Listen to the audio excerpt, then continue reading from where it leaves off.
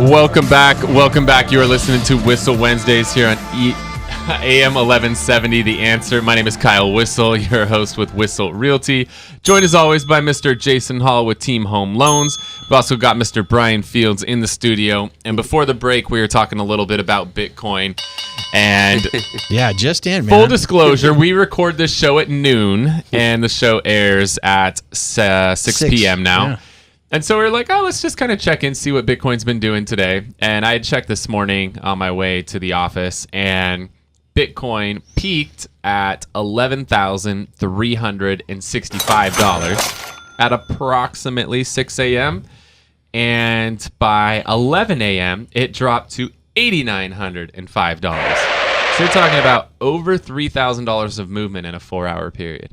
That's absolutely crazy. And then it's jumped back up another $1,000 up. So I couldn't stomach very, very volatile. So if you're going to invest, really educate yourself. Again, if you want to get educated on cryptocurrencies, Bitcoin, all that stuff, Ethereum. Ethereum is my pick, by the way. If you want to get educated on this stuff, DATA, or Modern Investor. Those are my two favorite YouTube channels where you can learn a little bit more about cryptocurrencies. I spent about a month learning before I ever invested any money in it. I'd encourage you to do the same because this is something that's literally moving 30% within a few hours. And sometimes there's movements that big without any reason behind it. People could just take profits, and a few people start selling, and then more people start selling, and it tanks, and then people are like, all right, it's hit a low enough level, let's start buying again. And there's crazy stuff. So selling and buying. Do your investigating. Talk to a financial advisor. I'm not giving you any financial advice. I'm just telling you I like Ethereum. All right, who do we got in? We're going to talk some real estate. What we talked a quick little bit about, we touched on before the break, is there has actually been a home that exchanged with Bitcoin. Right. So the real estate market is changing. I mean, it's ever evolving. Things are always changing. We're heading into the holiday season. We just passed Thanksgiving, and this tends to be the time of year where the media says that nothing happens in real estate. The market shuts down. There's no home selling, nothing. But I would argue that that's all BS. Now, maybe in some other parts of the country where that white stuff falls from the sky and you break out sleds and skis, maybe that happens. But this is San Diego. It did get to like 59 degrees yesterday. It was cold. Right? Yeah, it was girls here in San Diego, they're looking for any excuse they can to put on Uggs and scarves and beanies and parkas. And I've literally seen girls wearing scarves when it's 80 degrees out. It's just silly. But, it's San Diego. So back on track, the market doesn't move in San Diego a whole lot over these winter months, despite what some of the media out there might say. I've actually run the numbers because I'm a nerd and I run charts and graphs and all that stuff. About 6% of the annual sales happen in December and again in January. Outside of that, it's maybe 8%. So normally it's 8%. It's like 8% in a normal month. It's 6% in these months. Is that a big change? But here's how the media says 25% reduction, right? Because you go from 8 to 6, it's just a 25% reduction. They don't realize it's 2%, right? Overall each month, so it's not a huge change. There's still tons and tons. Yeah. There's thousands and thousands of homes that are transacting. So, like in a normal month, you're wrapping up November. What do you have any numbers or rough numbers what we would have closed in November? Or, I'm going to pull this up. You talk to Bryan for a minute, and I'm going to pull some numbers up. Because I actually have this saved. I'd like to know because usually people are so surprised here in San Diego how many transactions occur.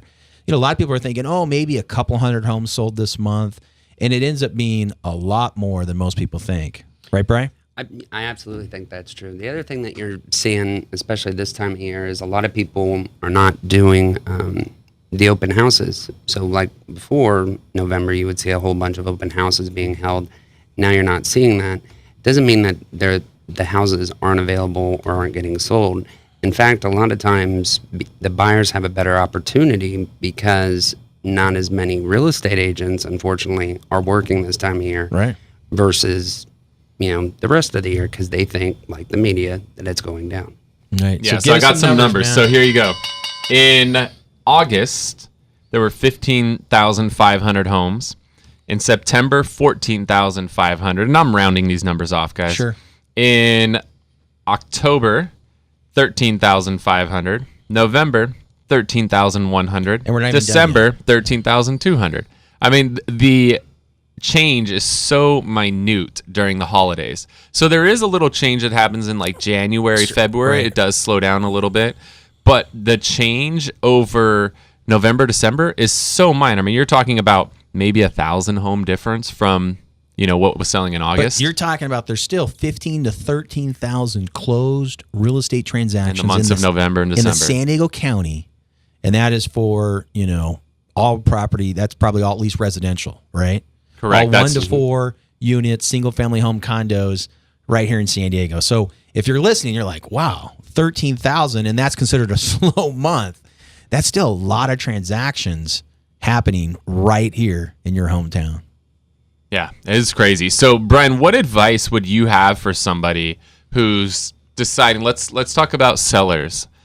Why should somebody sell during the holidays?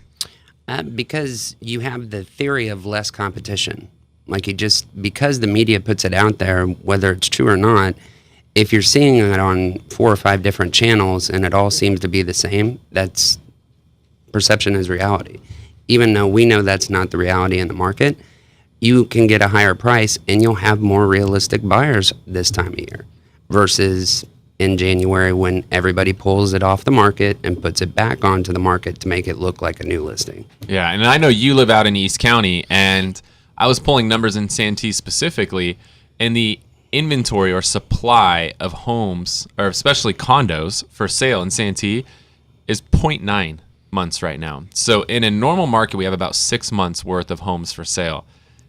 Last month in Santee, 0.9 months of homes for sale. So you have a sixth of what you normally have for sale.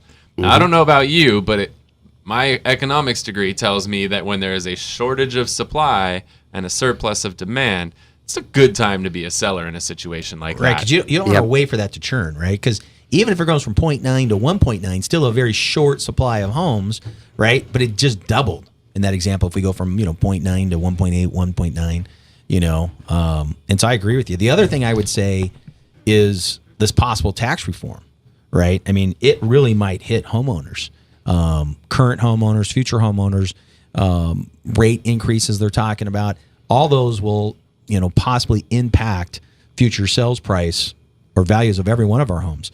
And so I would say if you're thinking about buying, I would start to reach out to a great real estate team, somebody like the Whissel team, somebody like Bryan and Kyle, and find out when's the right time, what should I do, what are steps? Because so many people, think their house is ready to be shown, but it's not, right, Bryan? I mean, How many people have you seen that they think their house is ready right now, and when you guys go out there and view these properties, I mean, they're 30, 60 days away. Unfortunately, we have to give them the hard truth. Yeah. Yeah, Because I mean, they we want had a little debate over dinner last night, and some of the agents there were stating that, like, when they meet with the seller, they need to get that property on the market within a week. And my argument was that's actually doing your client a disservice a lot of times, because we look at the launch of a property much like Hollywood looks at the launch of a movie. Right? Mm-hmm. Star Wars is coming out. It's like 2 weeks away now. December 15th. Star Wars is a couple weeks away, right?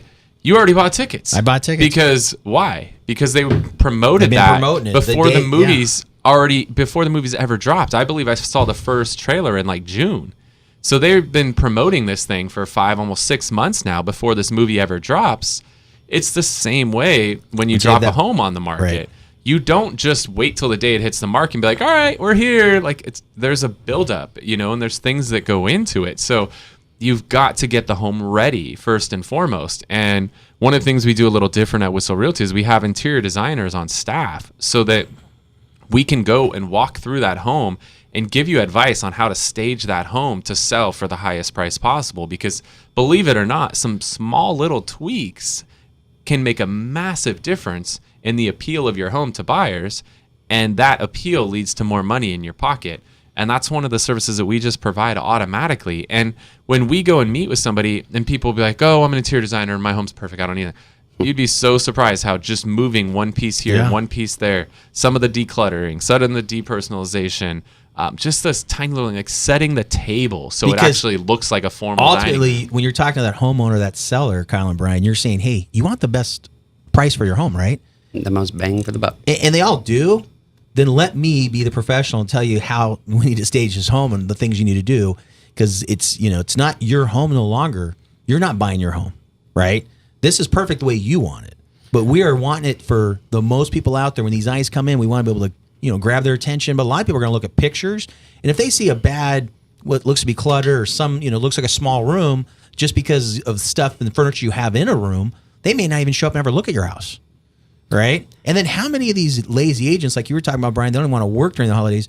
How many don't even put pictures on a brand new listing? We were talking about that yesterday, right? I was going to go into that too. It's like if you try and get it on and everything up and running right from the get-go, because it takes a lot of time to input it into the MLS, you have a chance to make mistakes. But when you have several people that are taking a look at it and it's getting critiqued the entire way, so along with a good rollout, you also have it present well on the internet, it makes a huge difference. And that's the team aspect you guys are talking about, right? And that's what you guys have as the Whissel team. It's not just one agent putting a property on the market. You guys literally have a system and a team, and everybody have different roles, including Brian Coach, who's in here, does the video on it, does pictures. I mean, everybody has a spot so that when it actually goes live, it's gone through multiple checks and balances so that this house is looking the best. It has all the proper information in MLS so that your seller is going to have the best opportunity to reach the top price they want. Right. We have the best people that are good at the photography, good at making the input, making the whole thing seamless, as opposed to just, well, I'm okay at that, I'm okay at this. No, the best people are taking a look the entire way through. Nice. I love it. What are some other things that get done, Brian, when somebody's prepping their home for sale before it goes on the market? Because we talked about the buildup, and the launch is a big deal. What are a couple other things that occur from the time somebody decides to sell to when it actually goes live on the MLS? So we need to set for the pictures. That would be one of the first things. We need to do, a lot of times we'll do 2 different takes on shoots, whether we need a night shoot or a morning shoot. The other thing is we're going to have to see if we need to bring furniture in there, take some furniture out. We have to take them out of the house and really showcase it as now you're selling the house, not the home. And it's now property, it's not your home.